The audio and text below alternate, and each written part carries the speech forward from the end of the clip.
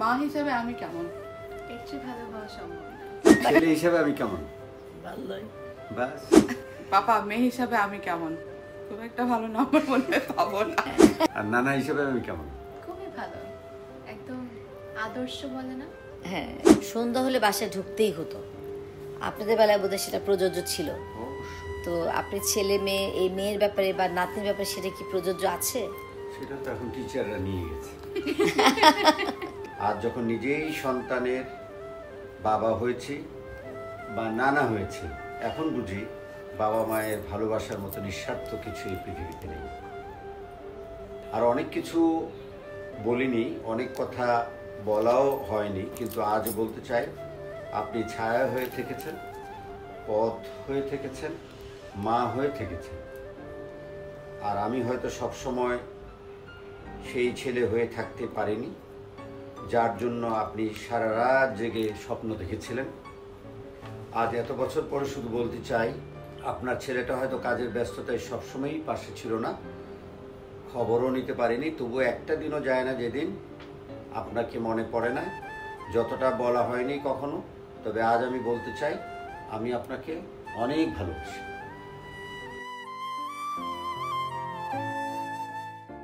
একটি পরিবার, চারটি সময়, একটাই গল্প, ভালোবাসার। পরিবার মানেই একগুচ্ছ গল্প, এক এক প্রজন্মের এক এক অভিজ্ঞতা। আজ আমরা জানাবো 4 প্রজন্মের শিক্ষা আর উত্তরাধিকারের এক গভীর বন্ধন।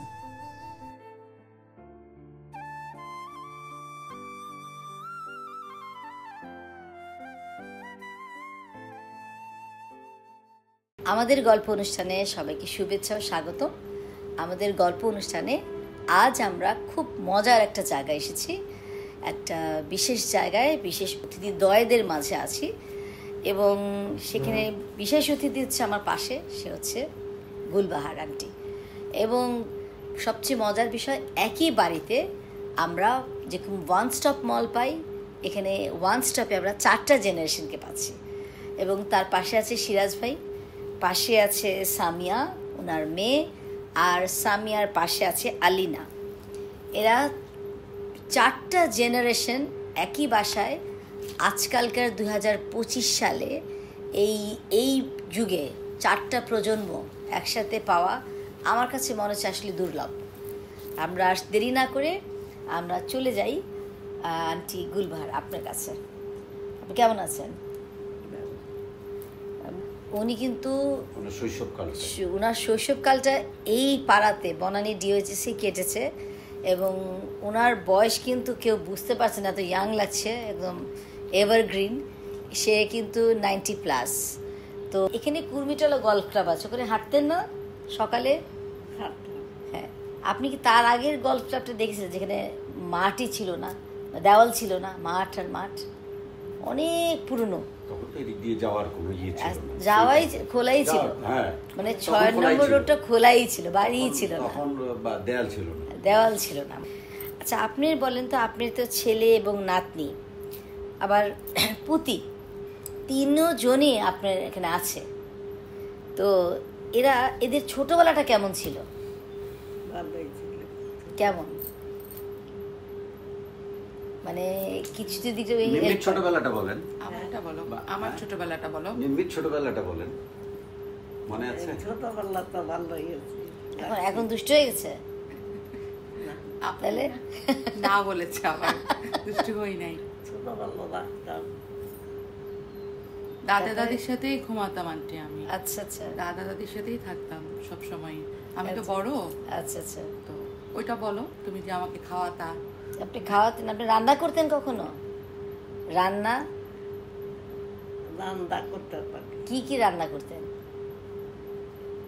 মাংস, তারপর মাছ, আর তো আপনি কেকও বানাতে পারেন? দাদুর হাতের তেলের পিঠা খুব মজা।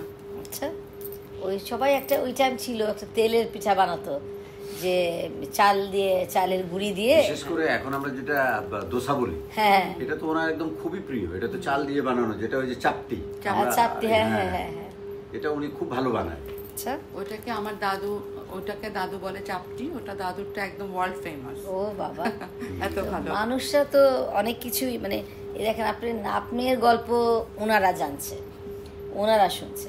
আপনার ছোটবেলার কথা কিছু মনে আছে? আপনার ছোটবেলায় আপনার মা আপনাকে কি বকা দিত কখনো? না, আমার মা বকা দেয় না, আমার মা আমাদের শান্ত আছে। মা শান্ত ছিলেন, আপনি শান্ত ছিলেন, তাই বকা খান নাই? আচ্ছা, কখনো মা মারও খান শান্ত নাই? ছিল, কিন্তু আমার মনে হয় না যে উনি শান্ত ছিলেন, হ্যাঁ। খুব ডার্টি। আপনার মা শান্ত ছিলেন না আপনি শান্ত ছিলেন? মা শান্ত ছিল। আপনি? ওনারটা বলবেন না, ওনারটা বলবেন না। আচ্ছা, আপনি কি পছন্দ করতেন? কি পছন্দ? বেড়ানো পছন্দ করতেন নাকি? এখনো তো সুন্দর করে সেজে গুজে আসছেন, এই কাপড়গুলোকে আপনি নিজে কিনেছেন? এই কাপড় কে দিয়েছে বলেন? আমি নিজেই কিনছি। এটা নিজেই কিনেছে? নিজে যান দোকানে এখনো? আমি একটু সিরাজ ভাইয়ের কাছে যাই। আপনিও ছোটবেলাটা বলেন, ছোটবেলার কোন একটা দুষ্টামিটা বলেন যেটা কখনোই বলা হয়নি। সেটা হলো যে আমি যখন ইয়েতে পড়তাম আদমজিতে, তখন একটা বিষয় ছিল যে কখনোই ওই আদমজিতে কিন্তু একটু দেরিতে গেলে সকলে ওই যে নীল ডাউন বা এই জাতীয় একটা বিষয় ছিল। কিন্তু আমার সাথে টিচারের এত ভালো সম্পর্ক ছিল যে আমি প্রতিদিনই ফাঁকি দিয়ে ক্লাসে ঢুকে যেতাম, মানে আদমজির মতো স্কুলেও? আদমজির মতো ছিল। ঢুকার সময়ও দেখতাম যে নীল ডাউন ওরা, এর কারণ ছিল যে টিচাররা আমাকে আবার খুব আদর করতো। আচ্ছা, তো ঢুকে গেলে বলতো মানে উনি আমাকে ইশারা দিতেন যে তুমি ঢুকে পড়ো, বাকিরা তো নীল ডাউন। এইটা একটা মজার জিনিস ছিল। আমি আবার একটু লেটে যেতাম, কিন্তু প্রতিদিনই কিন্তু আমি এই একই জিনিস, আমি ঢুকার সময় দেখতাম নীল ডাউন ওরা আছে, কিন্তু আমি ঢুকে যেতাম ক্লাসরুমে। বাবা পড়াশোনায় ভালো ছিল, কিন্তু টিচাররা আদর করতো। আচ্ছা। এই গল্পটা আমার বাবা ও। আরিনাকেও বলেছে। এটা ঠিক। পড়াশোনায় ভালো থাকলে কিছু সুবিধা আছে। কিন্তু কোনো দুষ্টুমি করেনি বন্ধুদের নিয়ে আর জীবনে? এই যে এটা কোনো জীবন হলো যেখানে দুষ্টুমি চায় নাই? হ্যাঁ, এটার মধ্যে হলো যে এই মাঠে টুর্নামেন্ট হচ্ছে। তো টুর্নামেন্টে যখন নাকি কায়সার বা সোহেল গোল দিল, গোল দেওয়ার পর আমরা তখন দুইটা পার্ট, তখন দেখা গেল যে আমরা হেরে যাবো আর কি। তো হেরে যাওয়ার আগে দেখলাম যে যেহেতু আমরা জিতে আছি, বল নিয়ে দৌড়, বুঝছেন? গোবা ওই বল নিয়ে দৌড়, যে আর তো আর গোল দিতে পারবে না। আমরা শুনেছি যে ছোটবেলায় যে লুডো খেলাতে হারলে লুডুর গুটিটা আমরা উঠাই ফেলতাম, মানে বোর্ডটা সরাই ফেলতাম যখন হেরে যেতাম। ওরা বল নিয়ে যাবার দৌড় দিতে পারে, এটা আর একটা বড় বল বড় নিয়ে খেলা। দৌড় দিয়ে একজনকে দিয়ে দিলাম, ও বল নিয়ে চলে গেল, খেলা শেষ। আচ্ছা আচ্ছা আচ্ছা, আমি কায়সারের বাসায় আদমজি থেকে একদিন কায়সার নিয়ে গেল, তখন কায়সারের বাসাটা ছিল ইয়ার চিপের বাসার পিছনে। তো যাওয়ার পরে তো বাসায় খাওয়া দাওয়া করালো, আসলো। পরে আমি কায়সারকে জিজ্ঞেস করলাম, কায়সার এটা কি তোর বোন? পরে বলে না না, এটা তো আমার আম্মু। তা আমি ওই দিন আপনাদের এই বিয়ের সময়, হ্যাঁ রানী আমি হ্যাঁ, আমি বললাম যে আমি তো খালাম্মার সাথে একটা দুষ্টামি করব, তো সোহেল তুমি থাকো, নাহলে কিন্তু উনি মাইন্ড করতে পারেন। তখন আমি সোহেলকে ঘটনাটা বললাম, আমি যে আমি কিন্তু কায়সারের সাথে বাসায় গেলাম, যাওয়ার পর খালাম্মাকে দেখে কায়সারকে বললাম, কায়সার এটা কি তোর বোন? এই এই এই আপনাদের অনুষ্ঠানে। হ্যাঁ আচ্ছা আচ্ছা আচ্ছা, সে তো খুব খুশি। হ্যাঁ মাশাআল্লাহ, সে যেভাবে ফিট তারপর রাখছে উনি একটু, মাশাআল্লাহ। ওনার তো একটু ভাব গাম্ভীর্য ইয়ে তো আছে। তো তারপরে আমি বললাম যে এই যে আপনি যদি আমাকে বকা দেন, এই জন্য কিন্তু সোহেলকে নিয়ে এসে গল্প আগে থেকে ব্যাকআপ। Very good. খালামাকে বলি, ছেলের আপনার তো 3টা ছেলে তাই না? 3 ছেলে থেকে এখন তো সামনে বলা যাবে না কাকে বেশি ভালোবাসে, কিন্তু সবার সাথেই তো থাকে, কেমন লাগে? ভালোই লাগে। হ্যাঁ, তো ওদের আবার ছোটবেলা একটু আদর করে। সেই আদর করে একটু বেশি কেন? কি দেখে কিভাবে বুঝলেন সে একটু আদর নাকি করে? ইমতিয়াজ ভাই বেশি আদর করে? না, এত খবর দেখে। হ্যাঁ হ্যাঁ, ও তো অসুস্থ বলে খবর নেই না, বড় ভাই আবার একটু অসুস্থ, আচ্ছা আচ্ছা। অনেক অসুস্থ। আচ্ছা, অসুস্থ ভালো হয়েছে না? একটু ভালো আসবে, একটু দেখতে হবে। তো উনি যে আদর করে কেমনে করে বুঝেন এই ভালোবাসাটা? ভালো কথা না বুঝি কেমনে। কি দেখে বুঝলেন যে উনি আদর করে অন্যরা একটু কম করে? একটু খবর নেই আমার একটু দেখতে যায়, আচ্ছা ছাদে যাই আমরা, ছাদে যাই। আচ্ছা, আর আর কি করেন? শনিবার করে যে বাইরে যাও, মেলায় গেছিলাম হ্যাঁ, বাবা যাই। আমার সাথে। মেলাও নিয়ে যায়? বাণিজ্য মেলায় গিয়েছি। রপ্তানি মেলায় নিয়ে হ্যাঁ। গেছে। বাপরে, কঠিন জায়গায় নিয়ে গেছিল, ওখানে হাঁটতে অসুবিধা হয়নি? না তারা অনেক Right. বেড়ায়, তারা 300 ফিটে ওই হাঁসের মাংস খেতে গিয়েছে। আচ্ছা, হ্যাঁ, শুক্রবার রায়হানের করে সাথেই থাকতো। ক্যাডেট কলেজ ক্লাবে যায়, আসতো? দাদু বাবা আম্মু। ও, রায়হান আসতো? তাই আপনারা ক্যাডেট কলেজ ক্লাবে ঘুরতে যান 2 ছেলেকে নিয়ে এখনো? দাদু আম্মু আর বাবা 3জন মিলে শনিবার করে বেড়ায়। বাহ, মানে আপনারা মানে মাকে নিয়ে ঘিরে ভালো মতনই একটা সুন্দর সময় কাটান। সাথে আমার আবার ওই ভাবিটাকে নিয়ে নিই। হ্যাঁ, আচ্ছা আচ্ছা, তাহলে সবাই মিলে আপনার কেমন লাগে ছেলেদের সাথে ঘুরতে? ভালোই লাগে। হ্যাঁ, ছেলেদের সাথে প্রতি শুক্রবার দিন তো কম কথা না, যে থাকি ওখানে। প্রতি শুক্রবার দিন যাচ্ছেন বা এখনো যে ছেলে আপনাকে সময় দিচ্ছে, হ্যাঁ, এটা তো বিশাল ব্যাপার। এই যখন জন্ম হয়েছিল, আপনার কি মনে আছে যখন জন্ম হয়েছিল তখন আপনার অনুভূতিটা কেমন, বা কেমন মনে হয়েছিল বড় হয়ে কি হবে? এইটা আমার মনে হয়েছে বড় হইলে ভালোই হইব, ভালোই হয়েছে। আচ্ছা, আপনি মনে করছেন যে খবরই নেই। হ্যাঁ, মার খবর নেয়, এরকম মনে হয় না যে বড় হয়ে চাকরি বাকরি করবে কিনা, পড়াশোনা করবে কিনা, ব্যবসা করতে এখন যা করছে? আরে আপনি জানেন, ওনার ইন্সপিরেশন হলো আমি আদমজিতে ভর্তি হই। ও আচ্ছা ওনার ইন্সপিরেশন আচ্ছা আচ্ছা, আমার মনে পড়ে একদম পরিষ্কার যে এটা নিয়ে আমার বাবাও তো কনসার্ন ছিলেন, তো উনি কনসার্ন ছিলেন আদমজিতে ভর্তি হবো, তো রেজাল্ট ভালো হবে। তো আমার তো ধরেন আমার সাথে যারা যারা ছিল, আমি ক্লাসে আবার সেকেন্ড বয় ছিলাম আদমজিতে, হুম, তো সেই কারণে রেজাল্টের পরে একটু মন খারাপ যে আরেকটু ভালো রেজাল্ট যদি হতো। তা আমার মন খারাপ দেখে আমার বাবা ভাবছে যে আমি পাস করেছি,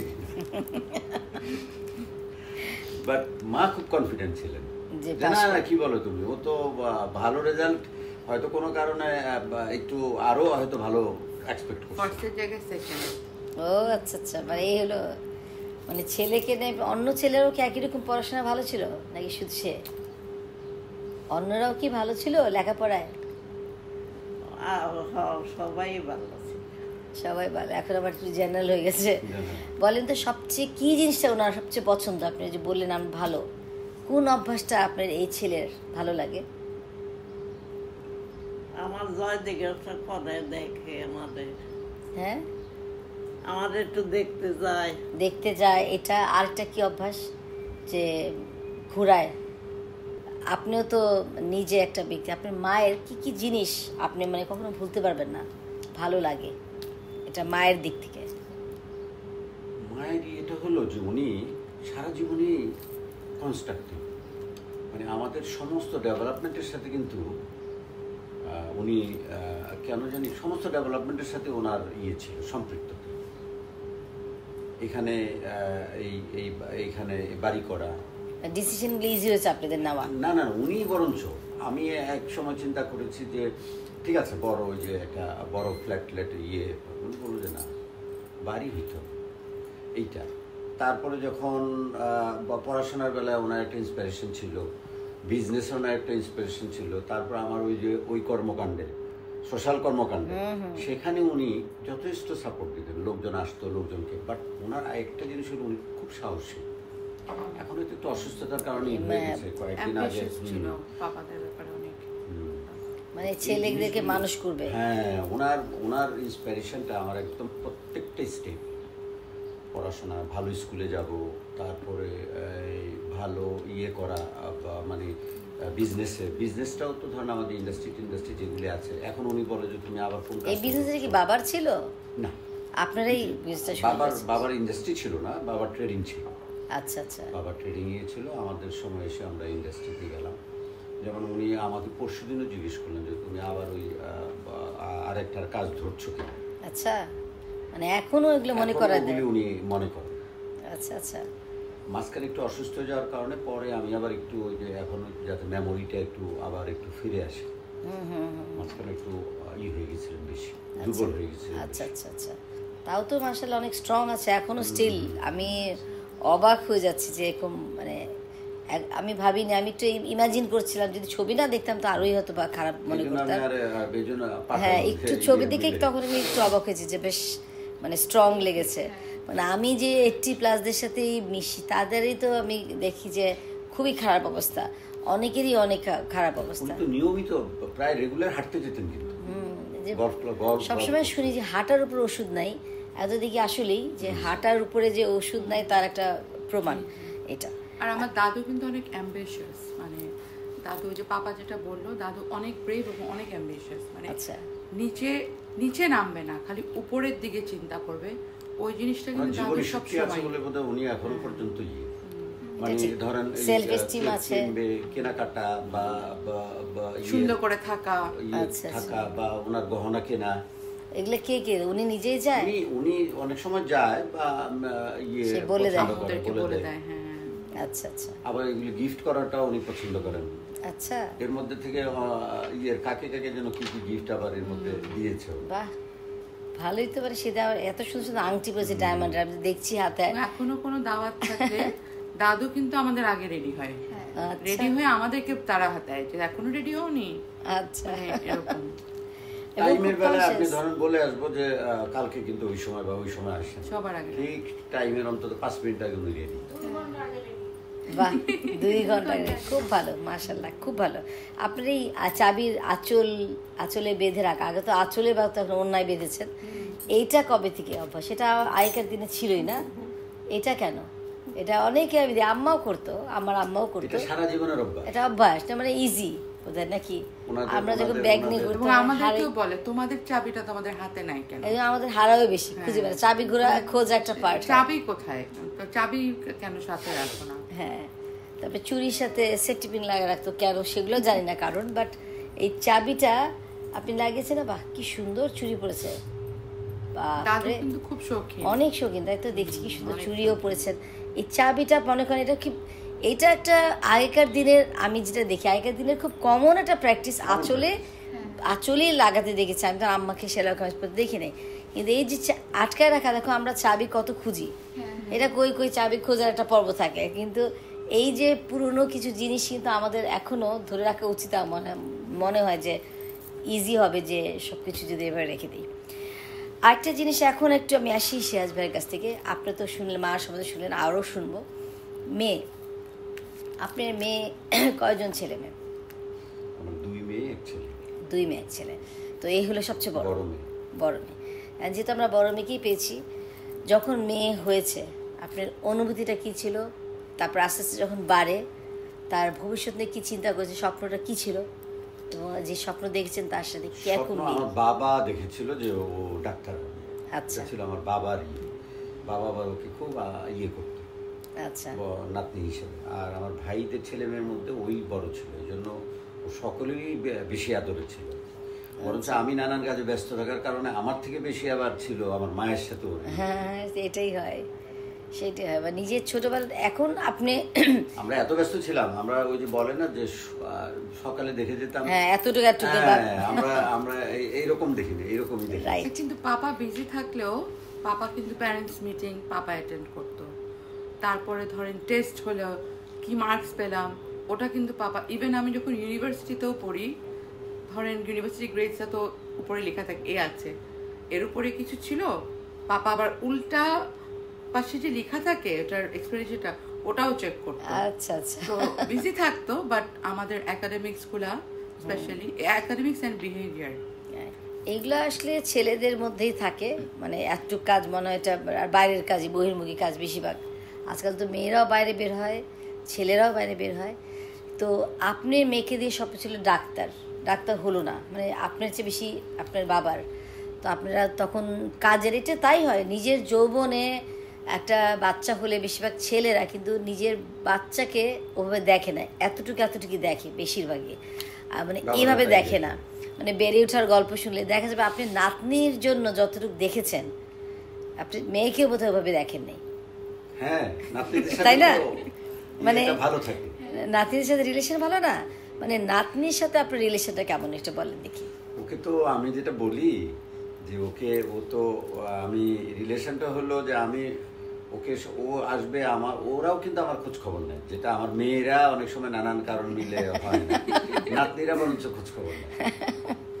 ওইটাই হয়, মানে এটা একটা আলাদা বন্ডিং মনে হয়। যেমন ওনার সাথে শুনছি যে দাদির সাথে মায়ের, আবার এখানে আপনার আবার নিজে যেহেতু নাতনি আছে, কাজে আপনার নাতনির সাথে রিলেশনটা তখন আর তাকে এইভাবে দেখেন নাই, না। তখন তাকে ঠিক মতো বেড়ে ওঠা দেখেছেন, একটু টাইমও ছিল, একটু রিল্যাক্স, একটু থামা, সেটা। মানে আমাদের সময় তো পাপা বিজি থাকতো, বিকাল আমাদের জন্য ফ্রি থাকতো না, কিন্তু ওদের সময় আরো বেশি বিজি থাকতো, বাট 2-3 বেলা ওদেরকে ঠিকই দেখতে যেত।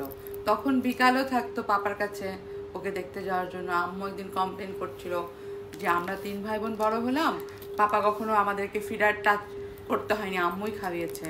আরিনাকে মোস্ট অফ দ্য টাইম পাপা, আমি ক্লাসে চলে যেতাম, পাপা এসে দেখতাম পাপা ওকে ফিডারে দুধ খাওয়াচ্ছে। তা আম্মু আবার সেটা খুব বলতো যে আমাকে তো কখনো হেল্প করে নাই, ওকে তো ঠিকই খাওয়াচ্ছ। ওর জন্মটা কিন্তু ইয়েতে, ওই যে আমাদের 6 নম্বর রোডের গল্ফে ঢুকার যে বাসাটা, আচ্ছা, তখন আমরা ওইখানে ছিলাম। ও আন্দালিব লেখা বাসা যে তার, ওই যে স্বপন সাহেবের তো 2টা বাসা, যেটা 100 নম্বর বাসা দিয়েছে, ওইটাতে। আচ্ছা আচ্ছা, মানে এখানে এই পাড়াতে আপনার অনেক বছর, তাহলে আমরা তো জানিও না কিন্তু। 2008-এ। হ্যাঁ, কিন্তু তাহলে অনেক বছর ওই বাসায়। মাকে নিয়ে আপনার মায়ের কি কি অভ্যাস ভালো লাগতো, কি কি জিনিস পছন্দ করতেন, যেটা মানে আপনি এখনো ভুলতে পারেন না, বা ছোটবেলার কথা, আপনি ছোটবেলায় আপনার মার বকা খেয়েছেন? মায়ের শাসনটা, হ্যাঁ, আর হলো পড়াশোনাটা, এই 2টা মা খুব মনিটর করত। তখন কি বিরক্ত লাগতো না? তখন কেমন লাগতো? আর এখন তো হয়তো ঠিকই ভালো লাগতে পারে হয়তো। মায়ের সাথে আমার অ্যাটাচমেন্টটা ছিল কেন, অন্য ভাইদের কি আমি জানি না, মানে মায়ের ব্যক্তিগত কাজগুলিও আমি কিন্তু ওনাকে হেল্প করতাম, এটা আমার মনে আছে। এটা ইভেন ছোট দেখে স্বাধীনতা যুদ্ধের সময়ও, তখন তো আর লোকজন পাওয়া যেত, স্বাধীনতা যুদ্ধের সময় তখন আমি ওনাকে ইয়ে করতাম। অনেকে বলতো এটা কি তোমার ছেলে না মেয়ে? আমাদেরকে গল্প বলে, তখন বলে যে দাদুর 3 ছেলের মধ্যে পাপা তাকে বিরক্ত করতো না। আচ্ছা, মানে 2 ছেলেকে দাদুর অনেক বকতে হতো, কিন্তু পাপা তাকে খুব শান্তি দিয়েছে। তো আমাকে বলে তোর বাবা কখনো আমাকে জ্বালায় নাই। আচ্ছা আচ্ছা আচ্ছা, দাদুরও একটা আলাদা সফট কর্নার। আপনি যেটা বলছেন, উনি কিন্তু মন খুলে শাসন করতেন। হ্যাঁ, মন খুলে আসলে আমরা। আর এখন যদি, হ্যাঁ, এখনকার তোমরা বলো, এখন আমি একটুখানি ওর কাছে আসি, আমি আলিনার কাছে বল, তুমি তো অনেকগুলো দেখছো, তুমি দাদা দেখছো, বড় মা দেখছো, মাকে দেখেছো, নানি দেখেছো, এখন তোমার কার ভূমিকাটা, মানে তোমার তো অনেকগুলো প্রজন্ম দেখেছো না, অনেকগুলো জেনারেশন দেখেছো, শাসন দেখছো, তোমাকে কে শাসন করে? আমাকে তো মাই শাসন করে। হ্যাঁ, ডাইরেক্ট। হ্যাঁ, মা তো করবে, দেখো মাকে এখন ভালো লাগে না, তাই না? না না, মাকে কেন ভালো লাগবে না? ভালো লাগে। মার শাসনটা is very necessary, I feel like. And মার সাথে আমার একটা রিলেশন, এটা মানে আমার অন্য মানুষকেও দেখি আমার সমান, বাট তাদের সাথে ওদের মাদের ওইটা হয় না যেটা আমার সাথে আমার মার আছে। আচ্ছা আচ্ছা, I am very grateful for that. আচ্ছা আচ্ছা, আমার মা ইজ মাই বেস্ট ফ্রেন্ড। মানে সবকিছু শেয়ার করতে পারো? হ্যাঁ হ্যাঁ, সত্যি সত্যি সবকিছু শেয়ার করতে পারি, মা নিজেও শেয়ার করে। It's a very mutual relationship. Very good. কড়ি দিয়ে যে জিনিস কেনা যায়, পয়সা দিয়ে যে কেনা যায়, আপনার ছোটবেলায় কিরকম এইগুলো শুনেছেন বা কখনো বাচ্চাদের বলেছেন যে টাকার একটা ভ্যালু ছিল তখন, 10 টাকার হাতে 10 টাকা পাওয়া? টাকা কেন, তখন পয়সার ভ্যালু, পয়সা মানে সেটাই জিজ্ঞেস করেছিলাম। কয়েনের ভ্যালু ছিল। এখন তো এরকম টাকার ওরকম ভ্যালু নাই, পয়সা তো নাই। আমি 1 পয়সা দেখেছি কিনা, মানে 1 পয়সা ইউজ হয়েছে কিনা, আমার আম্মা আমার নানুরা করতে হচ্ছে কড়ি যে একটা ইউজফুল জিনিস ছিল। আমার আব্বা হলো সিলভারের পয়সার কথা বলতো, মানে কয়েন, মানে তখন বোধ পয়সা মানে সিলভার ছিল, অরিজিনাল, তাই না? মনে আছে ঈদের সময় আপনার ধরেন 30 পয়সা দিয়ে মগবাজারে যেতাম আমরা এখান থেকে। 30 পয়সা? চিন্তা কর, মানে তবে তো রূপার ছিল। হ্যাঁ, রূপার ছিল। আচ্ছা, তো এই কখনো শুনছো এই গল্পগুলো, তোমরা শোনার সুযোগ হয়েছে? ফ্র্যাগমেন্টস একটু শুনেছি, বাট পুরা আজকে যদি একটু বলেন, আপনি যে এই ছোটবেলা থেকে যে এই যে প্রযুক্তি এসেছে, প্রযুক্তিটা আপনাদের ঘরে ঢুকলো কবে? ধরেন আমরা 2000 সালের থেকেই বেশিরভাগ প্রযুক্তির প্র্যাকটিস হয়েছে, তাই না? আর ওরা তো প্রযুক্তির মধ্যে বড় হয়েছে। তো এই প্রযুক্তি, তারপরে যেমন প্র্যাকটিস, অনেকগুলো আছে বিষয়। হ্যাঁ, আমার কাছে মনে হয় শিক্ষা প্রযুক্তি সম্পর্ক, এটাকে আপনি কিভাবে দেখেন? এটা তো আপনার ধরেন অনগোয়িং, আর এটা সময়ের সাথে সাথে সময় বিবর্তনে তো এটা মানুষের জন্য একদম রেডি হয়ে আসছে। আর এটা এত ফ্রেন্ডলি তাই না? প্রযুক্তি মানুষকে তো একটা ফ্রেন্ডলি কাছেও টেনেছে আবার দূরেও নিয়ে গেছে। দূরেও নিয়ে গেছে, বাট আমরা যদি দেখি যে যেগুলো দূরে নিয়ে গেছে সেগুলি থেকে আমরা যারা দূরে থাকার চেষ্টা করে তখন কিন্তু দূরে থাকা যায়। আপনি ভালোটা নিলে আপনি তার ভালো ফলটা পাবেন। সেটাই। আর তুমি কেমন করে দেখো? তুমি তো শুনলা যে পয়সা দিয়েও মগবাজার পর্যন্ত গিয়েছিল, 30 পয়সা দিয়ে। এত কম, আর এখন তো লাগবে কত? তারপরে পেপার কিনতো, পেপার তো রাখতেই হতো বাসায়, কারণ তখন তো প্রযুক্তিটা মনে হয় সবচেয়ে বেশি ইউজ শুরু হলো যখন আমার ভাই গেল ইংল্যান্ডে পড়তে। কোন সালে? যে 2000 সালের দিকে হাসনাইন গেল 2009-এ। তখন মানে Exactly তার আগে তো আমরা অ্যাজ আ স্টুডেন্ট ইউজ করছিলাম, বাট আম্মু পাপা ধরেন ফোন ইউজ করছে, সব করছে স্কাই। বাট তখন থেকে যে তখন তো স্কাইপ খুব সিক হতো। ওই যে পাপা যেটা বলো ডিস্টেন্স কমে যায়, ওই জিনিসটা তখন থেকে পাপা আম্মু ফার্স্ট এক্সপিরিয়েন্স যে আমার ভাই গেছে, কিন্তু কোনো ডিস্টেন্সটা ম্যাটার করে নাই বিকজ অফ দিস রিজন। হ্যাঁ, তখন খুব স্কাইপের ব্যাপার ছিল। তারপরে তো আসলে ফেস টাইম। আপনার ওই ইয়ের মধ্যে যে কি বলে ল্যাপটপের মধ্যে ওই ক্যামেরা দিয়ে ওয়েবক্যামও ছিল একটা টাইম। ওয়েবক্যাম। তো ওইগুলো বলতে তোমরা কি কি জিনিস দেখছো? তোমার আব্বারা যখন দাদারা দেখেছে রেডিও, তোমরা কি রেডিও দেখেছো? রেডিও দেখেছি, মানে সাজানো তিনটা দেখেছি, বাট অ্যাকচুয়াল যে ট্রানজিস্টার সবাই ইউজ করতো। আন্টিরা রেডিও শুনতেন ছোটকালে? রেডিও নিয়ে গ্রামের মানুষ সাথে করে হাঁটতো। হ্যাঁ, রেডিও নিয়ে হাঁটতো আর টর্চ। ওরা রেডিও দেখেছে গাড়ি থেকে, রেডিও মুভিতে। এটা কিন্তু আপনার কাছে সেইগুলো কিছু নাই না? আছে তো আমাদের বাসায় একটা সিডি প্লেয়ার, এই কতদিন আগে সিডি না রেডিও, যে রেডিওটা গোল গোল করে ঘুরতো, একটা ঘুরতো না? এবং অনেক আগে একটা ক্যামেরা আমার আব্বার ছিল, ইয়ামাহা ক্যামেরা, যেটা কিনা এমনি করে দেখে আব্বার ছবি তুলতো। ইয়ামাহা ক্যামেরা, হ্যাঁ, এগুলো হ্যাঁ একটু বড়, এখানে দেখতে হতো স্ক্রিনে, তারপরে ছবিটা তোলা হতো, তারপরে রিলে বের হতো সেটা। আপনি কি ওগুলো দেখেছেন? আব্বার কাছে দেখেছি আমরা। দেখেছি একটা রেডিও ছিল অনেকদিন পর্যন্ত, লাল, পরে কোনো কারণে বাসায় এত পিচ্ছি পাচ্ছি ছিল আন্টি, কোন পিচ্ছির হাতে যে রেডিওটা গেছে আমরা নিজেরাই বলতে পারবো না। এই বাসাতেও ছিল, তাই না? রেডিও, তারপরে গ্রামোফোন, এগুলো তো আন্টিরা বোধহয় ইউজ করেছেন। গ্রামোফোন বিয়ে হয়তো পালকিতে হয়েছে, তাই না? এখন তো শো পালকি হয়। আপনার বিয়ে কি পালকিতে হয়েছে মনে আছে? পালকিতে ওই তো নিউ ডিএইচএস থেকে, ওল্ড ডিএইচএস থেকে নিউ ডিএইচএস এর বিয়ে। তাই আমার ফাদারদের ইয়ে হলো নিউ ডিএইচএস। ও আচ্ছা, তাই আমার মধ্যে এখান থেকে ওখানে উঠিয়ে নিয়ে গেছে। আপনার ওনার শ্বশুর বাড়ি, আমারও তাই, ইয়ে নিউ ডিএইচএস এর শ্বশুর বাড়ি। ওনার শ্বশুর আবার টিএনটি সেক্রেটারি ছিলেন। না, এস্টাবলিশমেন্টের সেক্রেটারি ছিলেন। হ্যাঁ, এস্টাবলিশমেন্টের। টিএনটিতেও ছিল, এস্টাবলিশমেন্টেও ছিল। টিএনটিতেও ছিল, পরে টিএনটিতে কেন বলি, আমি তো ওনাকে ভাইবে দেখতেছি। হ্যাঁ, হঠাৎ করে আমাকে হায়দার, আমাদের এক বন্ধু, তুমি যে ভাইবে বলো, ওর বাবা, ওদের বাবা, যেটা আমি জানতাম না, বুঝছেন? তখন উনি আমরা মিলে ওই যে টিএনটি একটা স্কুল হয়েছিল, হ্যাঁ, ওটা একটা ক্রস করে যেতে হয়। এই স্কুল থেকে ওইটাকে কলেজ হলো, তখন উনি গভর্নিং বোর্ডের চেয়ারম্যান। আচ্ছা আচ্ছা, হ্যাঁ। ওনাকে দিয়ে তখন শুরু, উনি মিজানুর রহমান চৌধুরী, আমরা মিলে, আমি তখন এলাকার কাউন্সিলর। আইন ছিল আমাদের আমলের, সান্ধ্যকালীন আইন ছিল। আমরা সন্ধ্যা হলে বাসায় ঢুকতেই হতো। আপনাদের বেলায় বোধহয় সেটা প্রযোজ্য ছিল। তো আপনি ছেলে মেয়ে, এই মেয়ের ব্যাপারে বা নাতনির ব্যাপারে সেটা কি প্রযোজ্য আছে? সেটা তো এখন টিচাররা নিয়ে গেছে। টিচাররা এখন সান্ধ্যকালীন আইন আর নাই, নাকি বন্ধুরা নিয়ে গেছে? তো সেই ক্যান্টনমেন্টে খেলতে যেতাম, হ্যাঁ, হয়তো আদমজির ওই ভিতরের মাঠে, ঠিক আজানের আগে বলটা নিয়ে দৌড় দিয়ে যে বাসায় আজান পড়বে, হ্যাঁ, কোনো মতে আজানের পরে ঢোকা যাবে না, শব্দের সাথে সাথে বল সহ মানুষ বাসায় থাকতে হবে। মানে এটা সহ্যই করতে পারো, তারপরে যা ইচ্ছা করো। এটা একটা টাইম ছিল আমাদের কালে, যে আমাদের অসম্ভব সান্ধ্যকালীন আইনে বড় হতে হয়েছে। আমরা যেভাবে হয়, যেখানে যেটা বললেন, যত গল্প করে আমাদের হাতে সময়টা রাখতে হতো, গেটের সামনে থাকবো, গেটের সামনে সে কথা বলো, শেষ করবো, কিন্তু বলতে জানি আম্মা ডাকলে শুনতে পারি। পাপা আম্মুরা আমাদের মনে আছে, ওই যে আমাদের ওই গেটের ওই দিক দিয়ে কিন্তু একটা রাস্তা ছিল, সিআর দত্তর বাসার ওই দিকে। দত্তাঙ্গে আমরা ওই রাস্তা দিয়ে অপোজিটে, হ্যাঁ, আদমজির মাঠে ওই দিক দিয়ে স্কুলে গেছি, ওই দিক দিয়ে স্কুলে। হ্যাঁ, ওদের এখন যেটা মাদারীপুর হাউস নাকি, মাদারীপুর হাউসটা তো ছিলই না, হ্যাঁ, রাস্তার উপর ছোট একটা রাস্তা ছিল, ওদিক দিয়ে কিন্তু আমরা শহীদানগর স্কুলে যেতাম। ওই জন্য এখন সান্ধ্যকালীন হলো, এখন আর এখনকার সন্ধ্যা কয়টায় হয় তোমাদের? সন্ধ্যা কয়টায়? আমাদের সন্ধ্যাতেও মানে পাপা আম্মুদের ইয়ে ছিল যে খেলোয়াড় যাই করো মাগরিবের পরে কোনো বাইরে নাই। আচ্ছা। তো ওটা আমাদের ওই যে ও লেভেলসের কোচিং এর আগ পর্যন্ত ছিল। আচ্ছা। যেই 9-এ উঠলাম ও লেভেলসের কোচিং শুরু, পাপা যেটা বলে টিচাররা নিয়ে গেছে। হ্যাঁ হ্যাঁ। আর কিছু কি বন্ধুরাও নিয়ে গেছে?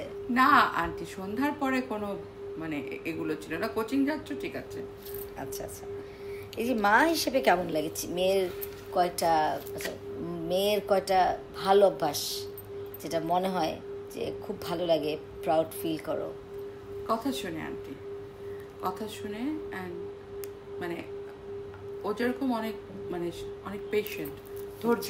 আচ্ছা।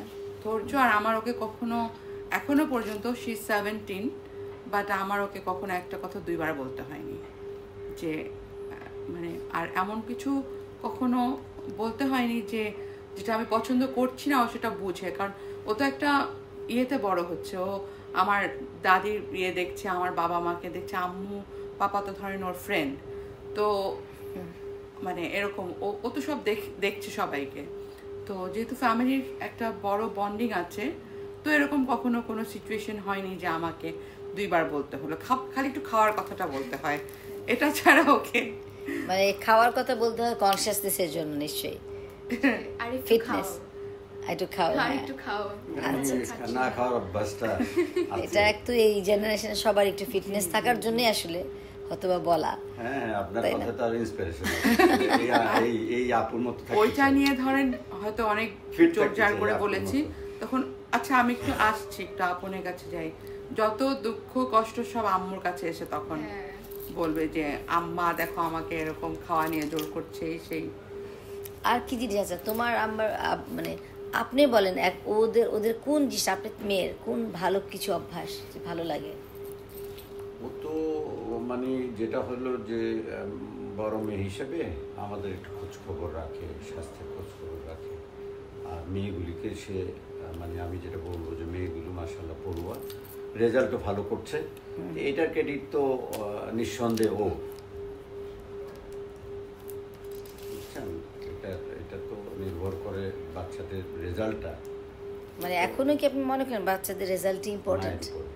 মানে রেজাল্টই ইম্পর্টেন্ট নাকি বোঝাটা ইম্পর্টেন্ট? বলছি না, বাচ্চাদের মানুষ। হ্যাঁ হ্যাঁ, বাচ্চাদের রেজাল্টের উপর, যেমন আমি আমার ছেলেকে বলেছি বাইরে থেকে আসার পর, আমি বলছি দেখো মানুষের কাছে আমাদের ইয়েটা মানে আমাদের অ্যাক্টিভিটিসটা কিন্তু মিশ্র, ভালো কেউ ভালো বলবে, কেউ খারাপ বলবে, বাট তুমি আসছো এমন একটা প্রফেশন ল, তুমি যেহেতু এটার উপরে তুমি বারেক্টো করে আসছো, তো তোমার থাকার জায়গাটা আছে, তোমার চলার জন্য গাড়ি আছে, কিন্তু মানুষের পকেটের দিকে তাকাবা, মানুষ যাতে মনে করে যেন একটা ভালো মানুষ,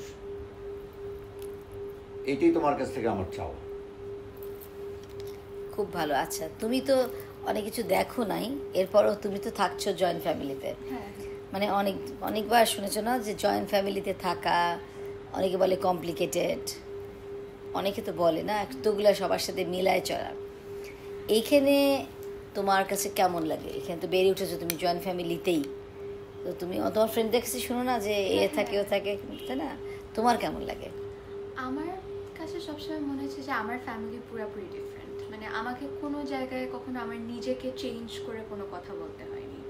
সবসময় আমি অনেক ন্যাচারাল ছিলাম আমার নানার সাথে, আমার নানুর সাথে, মার সাথে, সবার সাথে আমি আমার রিয়েল পার্সোনালিটি, যেটা নর্মালি জয়েন্ট ফ্যামিলিতে হয় না, একটা অ্যাক্টিং করতে হয় যে না আমি অনেক ভালোভাবে থাকবো। বাট আমার বাসার সবাই they are very very very cool with everything, আর ওদের সাথে না গল্প করা যায়, সব কিছু নিয়ে কথা বলা যায়, ফ্রিডম একটা, এই বাসার মধ্যে ফ্রিডমটা অনেক প্রমিনেন্ট একটা জিনিস, সেজন্য আর লুকাতে হয় না কিছু? না কখনো না।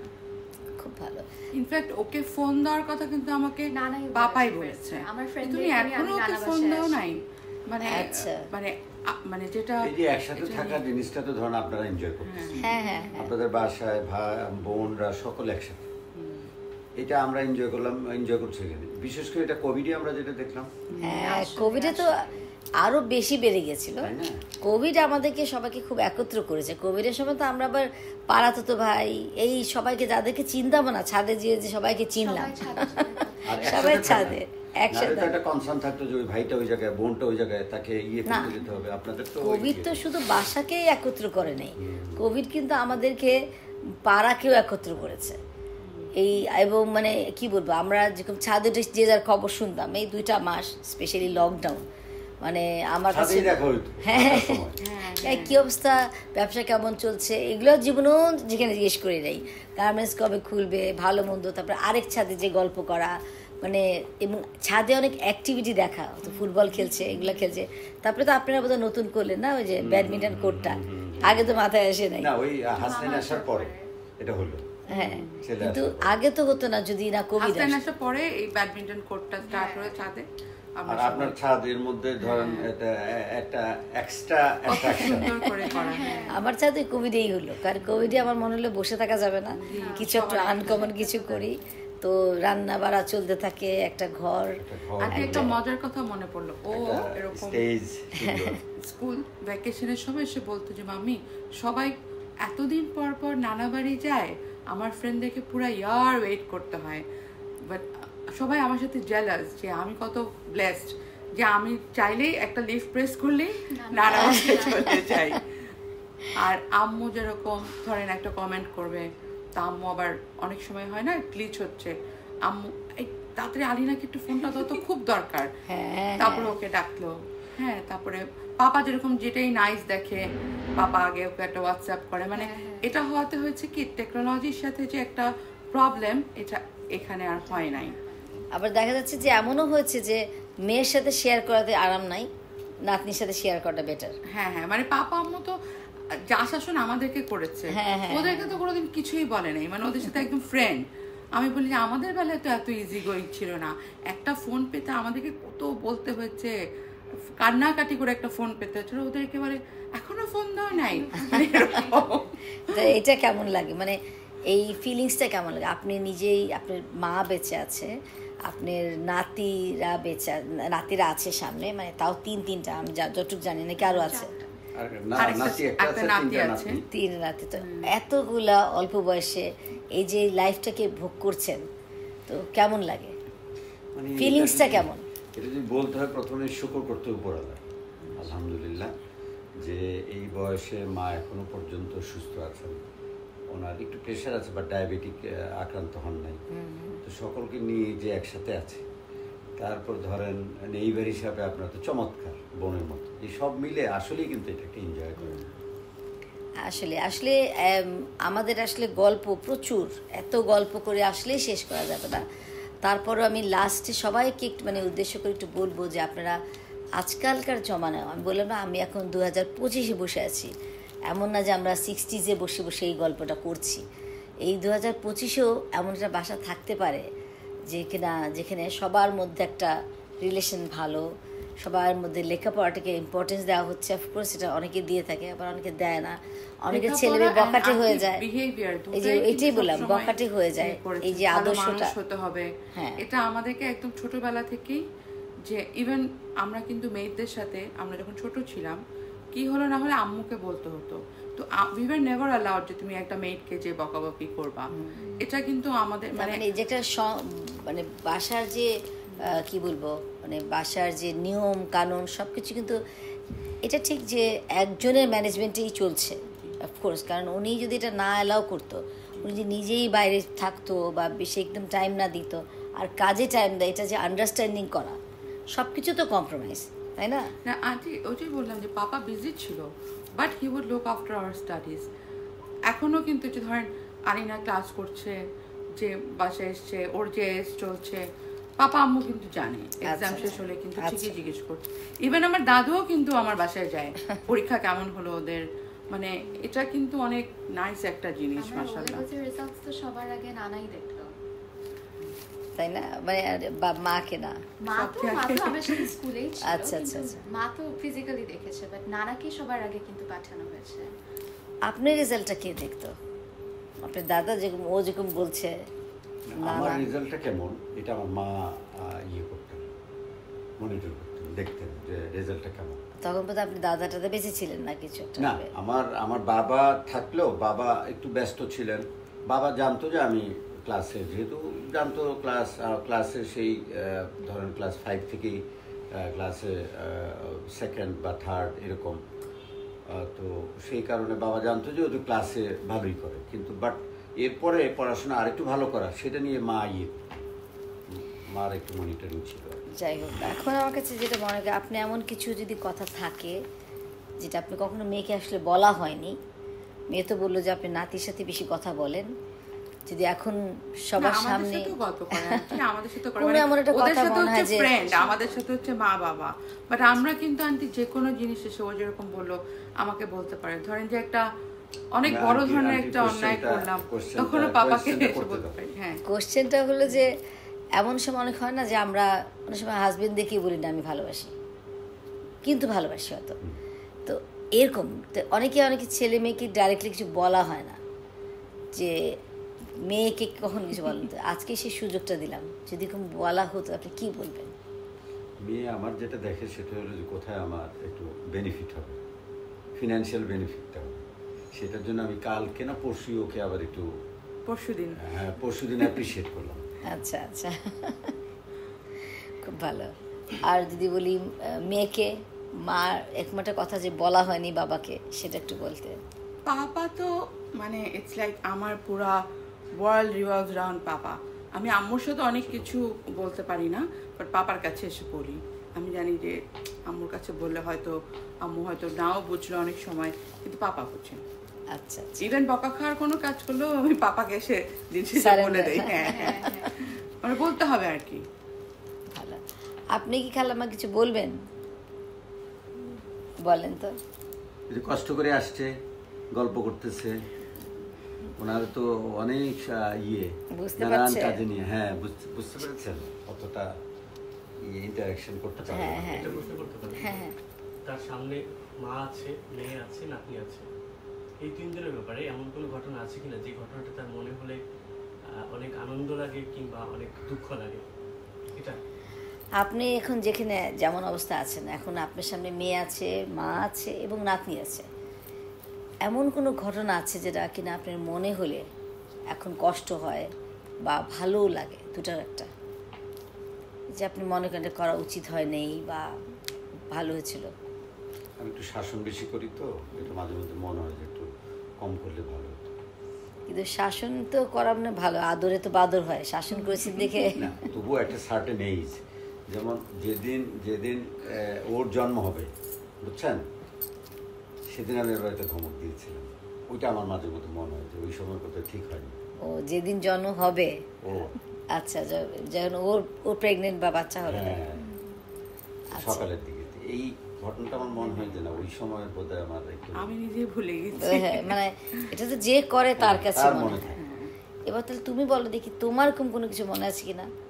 একই কোশ্চেন, যে যেটা কিনা মনে হয় যে মনে হলে যে তিনজন আছে, দাদু আছে, বাবা আছে, মা আছে, আর মেয়ে আছে পাশে, এমন কোনো ঘটনা যেটা মনে হয় যেটা না করলেই পারতাম, খুব বেশি বাড়াবাড়ি হয়ে গেছিল, মনে হলে কষ্ট লাগে?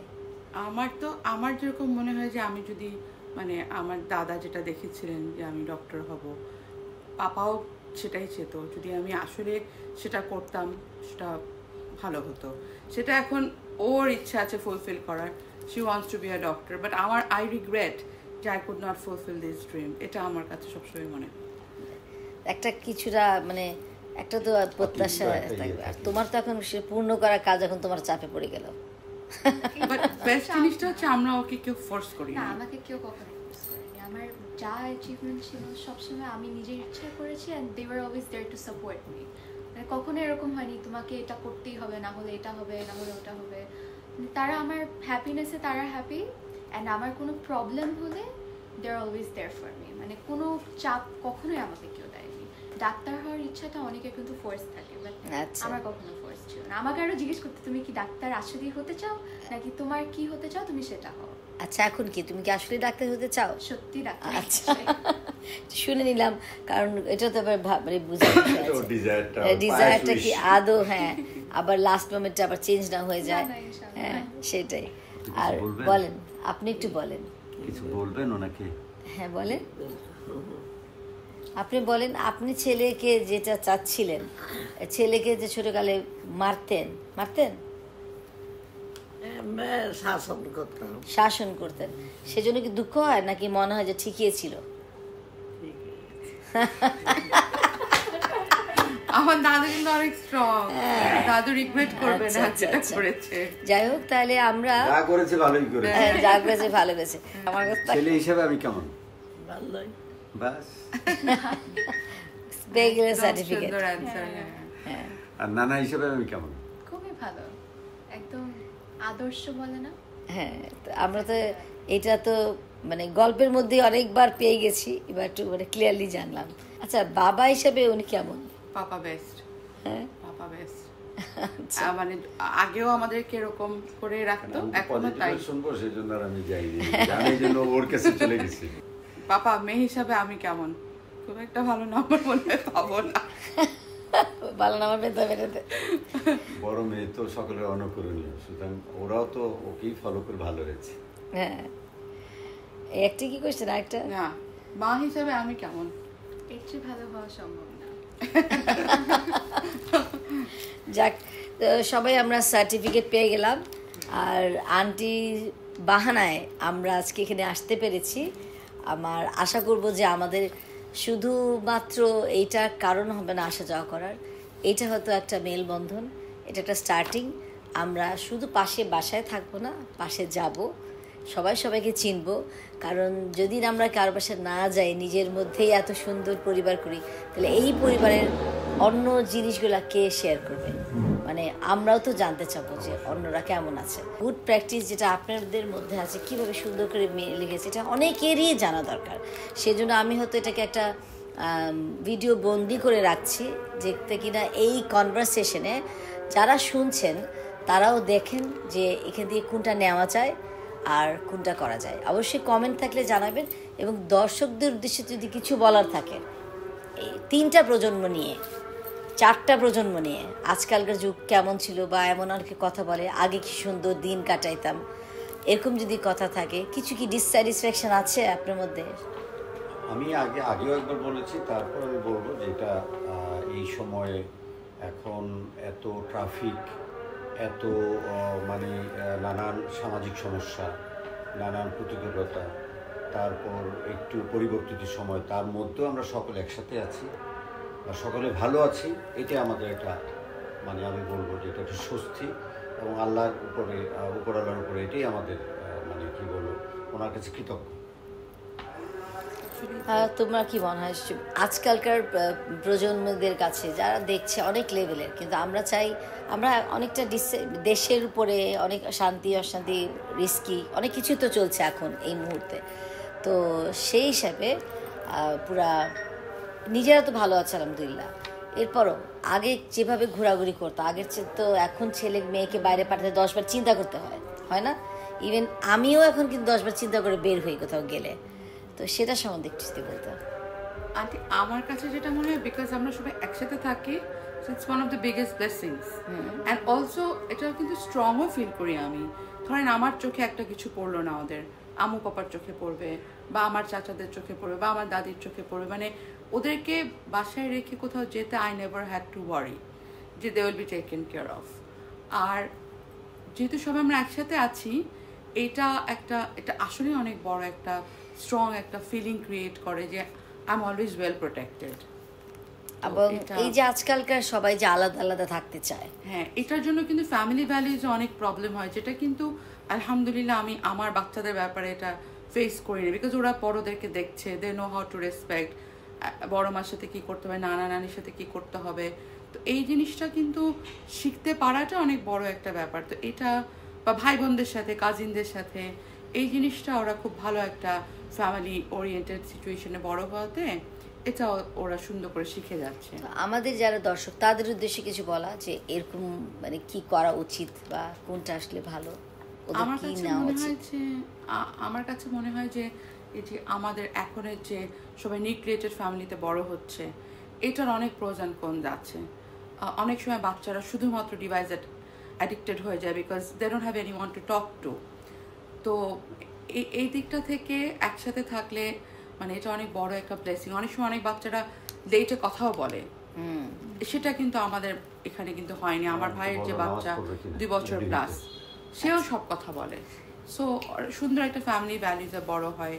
তো আমি বলবো যে আসলে আর আমাদের যে বাবা মা যারা আমাদেরকে দুনিয়াতে নিয়ে এসেছে তাদের খোঁজটা নিতে হবে, এটা একটা ভেরি ইম্পর্টেন্ট একটা জিনিস। আর লাস্টে আমি একটু যাই ওর কাছে, যে তুমি তো থাকছো সবার সাথে, হ্যাঁ, তুমি কি মনে করো যে আলাদা থাকলেই ভালো ছিল নাকি একসাথেই ভালো? না না, আই এম ভেরি গ্রেটফুল। আমরা সবাই একসাথে আছি, আমরা কেউ কখনো লোনলি ফিল করি না। আর সব প্রবলেমসে সবার সাথে থাকে, এটা অনেক বড় একটা ব্লেসিং। এটা কিন্তু সব প্রবলেমসই আসলে সবাই সবার সাথে থাকে, এটা খুব ভালো কথা। তো যাই হোক, আর কথা বাড়াচ্ছি না। Thank you very much Siraj ভাইকে। কি নাম, যে নামটা গুলবাহার, এটা তো একদম মানে সুন্দর একটা নাম, মানে ফুলের বাগান। আর সামিয়া, আর হচ্ছে Alina, thank you very much. আমার ভাগ্য ভালো যে সবার একটা গল্প নিতে পারলাম। এটা কেমন হবে জানি না, বাট গল্প তো করলাম। তো কখনো কিন্তু আমি গল্পে জানতামই না, পাশের বাসায় থেকেও আমি হয়তো জানতামই না যে একটা বাসায় এতগুলা জেনারেশন। আমরা অনেক জেনারেশন থেকে বকাবকিও করি আজকাল, যে তোমরা এই জেনারেশনে এমন, এই জেনারেশন এমন। তো তার মানে একটা জিনিস আমি বুঝি, যেটা যে সবাইকে কিন্তু জেনারেশনের সাথে যেটা হয়, টিচাররা নিয়ে গেছে কেড়ে, এই কম্প্রোমাইজটা আবার নানাকে করতে হচ্ছে। মানে আমি যদি ওই জায়গায় থাকি, আমার ভালো না লাগলেও আমি ছাড়ছি, তেমনও তুমিও হয়তো কম্প্রোমাইজ করে ক্লাসটা করে আবার বাসায় ফেরত আসছো। তো লাইফ একটা বড় একটা কম্প্রোমাইজ, এবং আমরা সবাই যদি ফিউচারে এরকম করে থাকতে চাই, সবাই সবার ভালো মন্দ নিয়েই যদি চলি, তাহলে মনে হয় সব পজিটিভ দেখব। এখন সব শেষে সিরাজ ভাই একটা চিঠি পড়বে। সিরাজ ভাই মাকে একটা চিঠি লিখেছেন আমি শুনেছি, সেটা একটু যদি পড়ে শোনান। ছোটবেলায় আপনি যখন খাবার খাইয়ে দিতেন, আমি অসুস্থ হলে সারা রাত জেগে আমার সেবা করতেন। আমি ভাবতাম এটাই তো স্বাভাবিক। আজ যখন নিজেই সন্তানের বাবা হয়েছি বা নানা হয়েছি, এখন বুঝি বাবা মায়ের ভালোবাসার মতো নিঃস্বার্থ কিছু এই পৃথিবীতে নেই, আর নেই।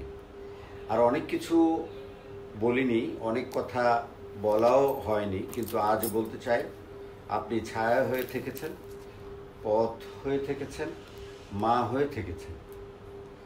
আর আমি হয়তো সবসময় সেই ছেলে হয়ে থাকতে পারিনি, যার জন্য আপনি সারা রাত জেগে স্বপ্ন দেখেছিলেন। আজ এত বছর পরে শুধু বলতে চাই, আপনার ছেলেটা হয়তো কাজের ব্যস্ততায় সবসময়ই পাশে ছিল না, খবরও নিতে পারিনি, তবু একটা দিনও যায় না যেদিন আপনাকে মনে পড়ে না, যতটা বলা হয়নি কখনো। তবে আজ আমি বলতে চাই, আমি আপনাকে অনেক ভালোবাসি। Thank you. আপনার জন্য একটা ছোট্ট উপহার, এটা বসে বসে হয় ছেলেমেয়েরা কেউ লিখে দিবে। আমি চাই এটা মা নিজের না বলা কথাগুলা এটার ভিতরে থাকবে। সবাই ভালো থেকেন, সুস্থ থাকেন, খোদা হাফেজ। আপনাকে অনেক অনেক থ্যাঙ্কস।